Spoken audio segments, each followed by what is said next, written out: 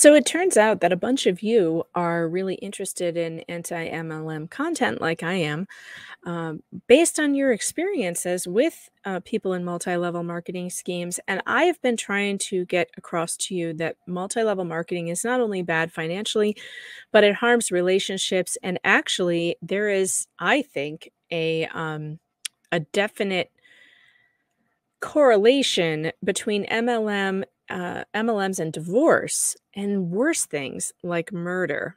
Um, now, let me clarify that by saying that obviously a murderer does not just murder someone because of one thing. There's always a whole bunch of complicated reasons. And however, we do have to talk about motive. You know, these days you cannot talk about any murderer's motive without someone going, "You're victim blaming. That's victim blaming."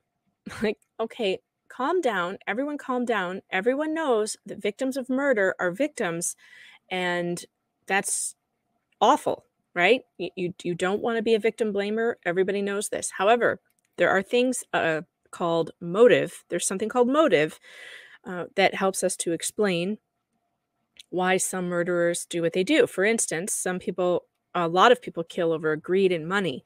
That's a big motive.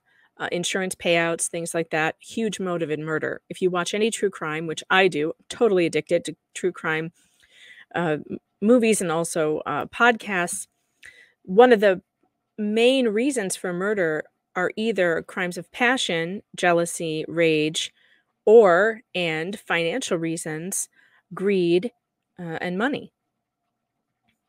Also, in my own personal experience recently, our family has lost two friends to suicide because of financial distress.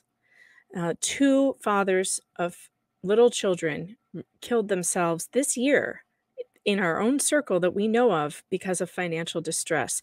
So when I tell you that one of the leading causes of financial distress in this country are multi-level marketing scams, and that it does absolutely affect your marriages and relationships negatively and is very dangerous because you're opening yourself up to financial distress, which then opens you up to other horrible things like suicide and death and murder and divorce, you know, you should take that seriously because it's true. So let's go to this article that I found today that I want to share with you. It's from behindmlm.com. It's called MLM Debt Leads to Murder and Failed Suicide Attempt. One of the more worrying aspects of the MLM industry is people racking up long-term ongoing debts they cannot pay. As anyone in the industry will tell you, running an MLM business successfully requires an ongoing monetary investment. Leads aren't just going to fall into your lap, and more often than not, be it via direct purchase, advertising, or just talking to people, you're going to be outlaying some money to get them. Over time, if you're not successful with your MLM business, though, these debts can rack up and cause a world of pain. Without money coming in, it can feel like you're digging yourself into a hole you're never going to crawl out of. Of course, when asked about this, many uplines will simply advise their downlines that they're not trying hard enough, following the business template properly, or that it's simply not their problem. So, left out on the cold, on your own, by an industry that values success and ignores failure, what is the struggling MLM business owner to do? For Ellery Bennett, the answer lay in murdering his wife and then attempting to take his own. Ellery Bennett started his foray into the MLM business by joining Liberty League International back in March of 2007. After a year of working Liberty League and his corporate job, he quit his corporate role in 2008 and solely focused on his Liberty League business. Of his Liberty League International business, Bennett stated, "I work for myself and I create the life I want for my family. I have time, freedom, and a tremendous lucrative opportunity. I live life on purpose. I know what I want. I believe in who I am, this company and the products. Anyone can be successful. It's a choice, so choose wisely." Presumably, after some moderate success, Bennett remained with Liberty League until late 2009 when Liberty League International changed over to Polaris Media Group, now Polaris Global. Bennett's next MLM venture was then with the LGN Prosperity Group, where he remained until recently. Despite projecting the image of success, Bennett appears to have been battling a long term mounting MLM debt as a result of his involvement in the MLM industry. So successful was Bennett at hiding his debt and employing the all too familiar fake it till you make it mantra that his friends and family had no idea. Bennett's wife, however, was fully aware of the situation and, presumably after years of struggling, finally decided to call it quits and filed for divorce on August 11th, 2010. Coupled with his failed MLM business ventures and mounting debt, it appears that it all became too much for Bennett. On Wednesday, 18th of August, Bennett took the life of his wife and then attempted to commit suicide. Unable to go through with it, however, Bennett presented at a local hospital and told authorities that they would find the body of his dead wife in their home. Bennett has since been charged with premeditated first-degree murder. Of particular note in this story is Bennett's involvement in Liberty League International, Polaris Global. Liberty League International were in the personal development industry and offered a flagship 90-day course, Beyond Freedom, that is designed to be life-changing. One can't help but question the effectiveness or long-term benefits of these programs if the end result is resorting to murder and suicide. Secondly, is the worrying note found in Bennett's home indicating that he also wanted to kill his neighbor. Bennett's neighbor appears to have at some point shown some interest in his LGN business venture, but then failed to commit. Presumably, Bennett had approached his neighbor as a prospect, but then became frustrated with his or her lack of committing to the LGN business. Thankfully, the indications that Bennett wanted to harm his neighbor left in his letter were never carried out. What we have here, I believe, is the ultimate end result of the faking it till you make it idea that is so heavily pushed onto the new MLM recruits joining the industry. People no doubt respond to success, so in order to be successful, you need to project a credible image of success. If you aren't having success, then you need to fake it until you are, regardless of what is really going on behind the scenes. Behind MLM Reader Eye Opener described Ellery Bennett as being the gentlest person with a kind heart who loved life, his wife, and his daughter. Whether this is true or not, I can't say, but it does appear to be the image Bennett chose to project to the world despite his business failure. To those in the MLM industry, be careful what you're getting yourself into financially. Debt is debt, and it doesn't go away, nor does it reduce in size on its own. And to those already struggling with MLM debt, please think about the future and talk to someone, anyone. Like any business venture, the prospect of financial failure often results in the devastation of people's lives as they know it. Unfortunately, a common theme in the MLM industry that differentiates it is that your personal success is often directly tied into the financial success of your upline. Succeed, and you'll get all the support and encouragement in the world. Fail, and you'll more than likely be shut out and kept in the dark, where Ellery Bennett appears to have finally wound up. Debt management might seem unachievable, but with a bit of persistence and proper planning is viable for anyone. There are far better solutions than killing your wife and trying to take your own life out there. Take care, people.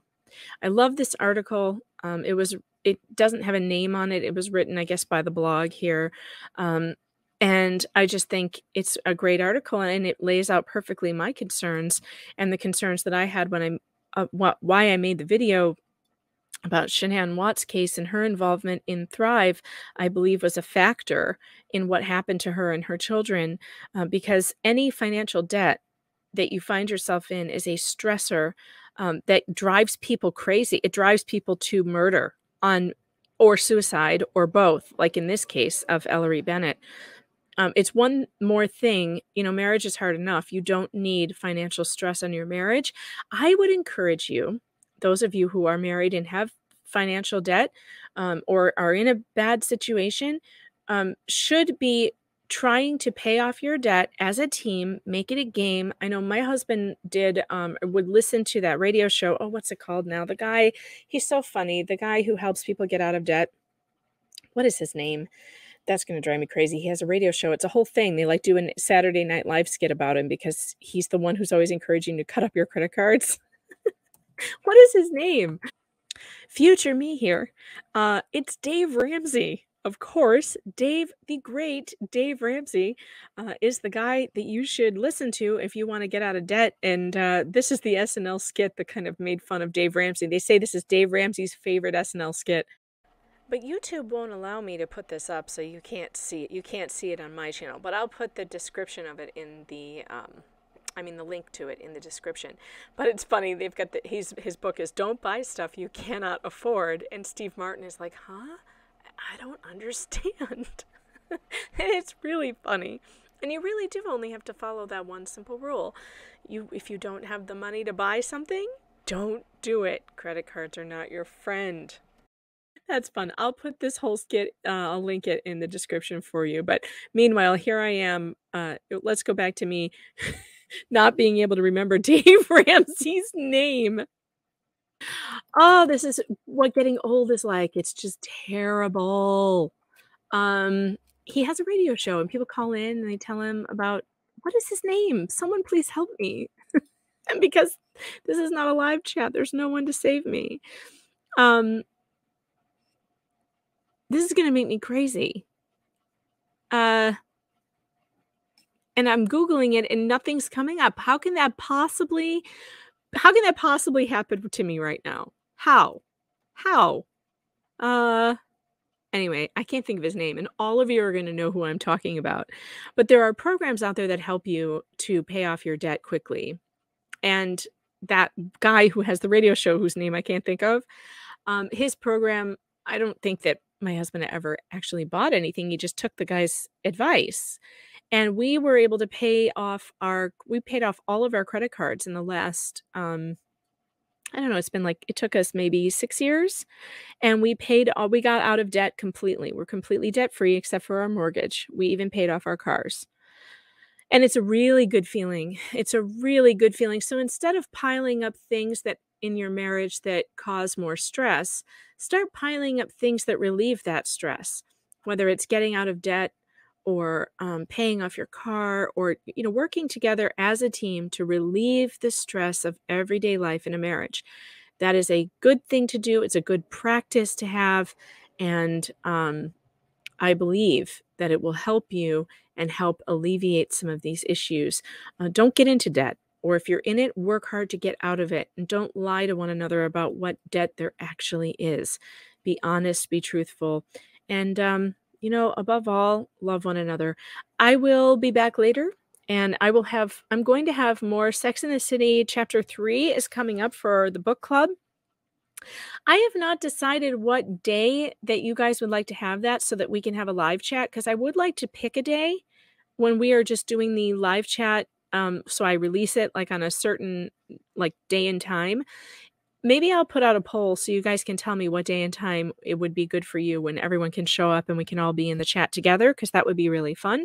But chapter 3 is coming up this week, and we need to talk about when you want me to do that. So I'll put the poll up on my community page on YouTube, and hopefully you guys will take part in that. So look for that and let me know what day and time you would like to have a live chat with the book club. And if you haven't joined the book club yet, I am reading Sex and the City by Candace Bushnell, one chapter at a time, every week, and inviting you guys to join with me and read the original book that Sex and the City that we all loved was based on, one chapter at a time. And so far, it's been a lot of fun. If you guys have not seen those videos, please go look for them.